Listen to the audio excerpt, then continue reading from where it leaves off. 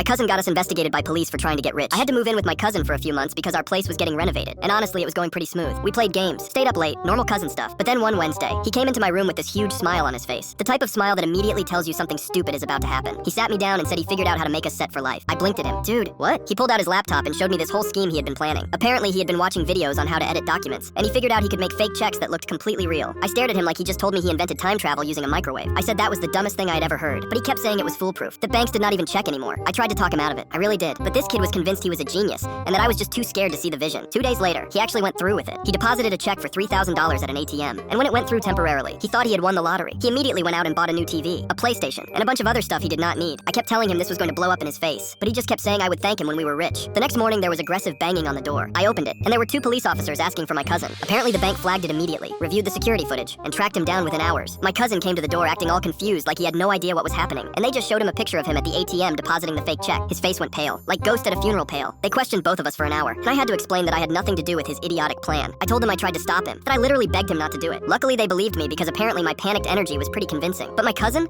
He got arrested right there in the doorway, had to return everything he bought, got charged with bank fraud, and now has a court date he will not stop complaining about. The best part?